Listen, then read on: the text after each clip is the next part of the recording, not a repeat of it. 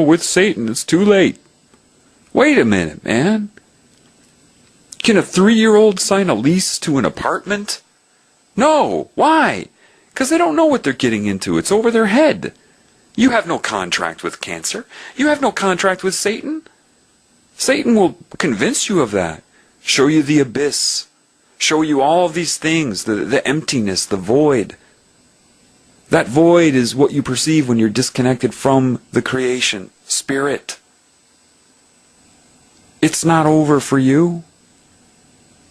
But Satan, I use Satan symbolically. This consciousness will do everything it can to make you think that it is over for you. Look at what you've done. Look at what you've done. You do not have the spirit to connect to the creative spirit. Bull. Bull, because everything you think you've done was from manipulation to your mind. Get rid of the hate. Demons are turning humans upon themselves. That is their primary weapon. And blackmail is a huge one. Once you've done those things, they say, well, look, if people know about this, they will turn on you. And then you place your importance over the importance of the entire planet and the entire human species. You stand up to that, and the creative spirit will back you.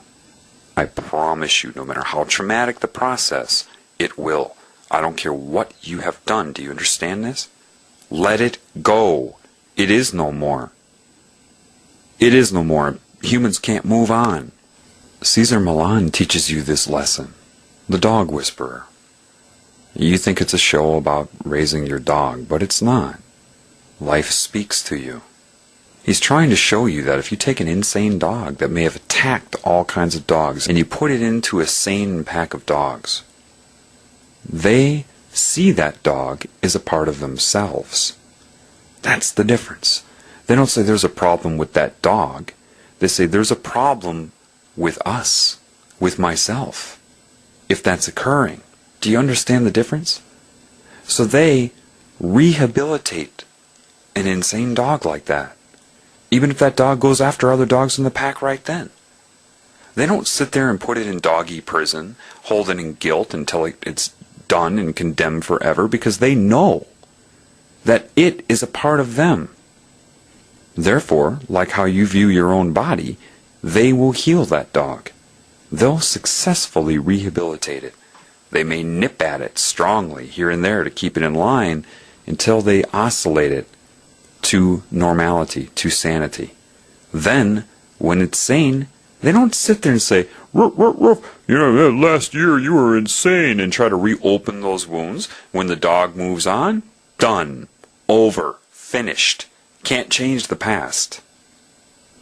Caesar is right. He says, but you humans, you just can't move on. Wink, wink. You hold each other in guilt and blame, and you reopen wounds. Could be a married couple. They're in an argument, and one of them was an alcoholic, but they had stopped drinking for 3 years, and the other one, if they can't win the argument, may say, but you were an alcoholic. 3 years ago, you drunk. That type of thing is this human insanity.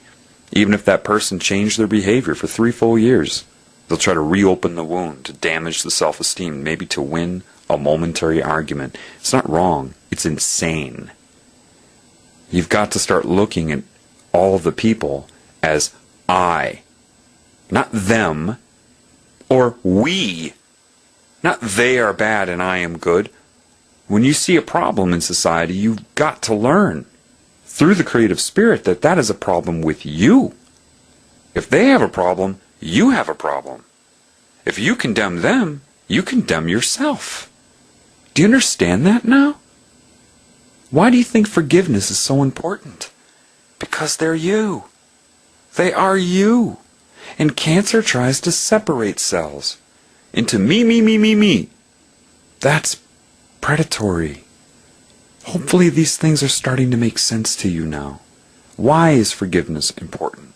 When you learn this language, when you learn this way to communicate, you will have no doubt that they're all you.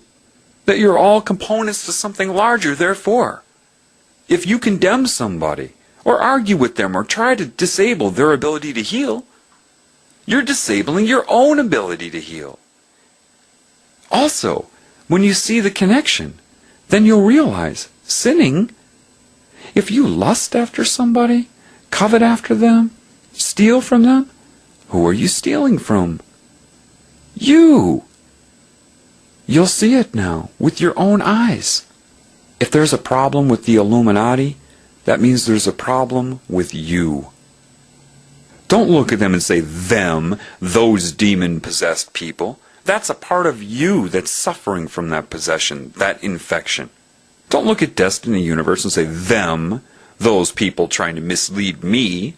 No, that's a part of you that you need to love. So you have to look through their ego. Look at what's happened to you. You don't even need to know their mind control techniques. Just observe yourself. When you were young, 4 or 5 years old, you would meet another kid and be like, want to be best friends? You didn't have all of this crap in your head. You were open. You weren't looking at people like, I hate you and I'm better than you. No, kids, they get along, don't they? Babies are psychic. Once you learn this language, you observe a baby now.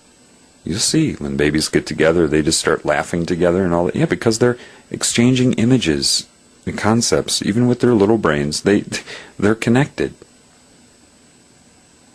You've got to get rid of the hate, because you're only hating yourself.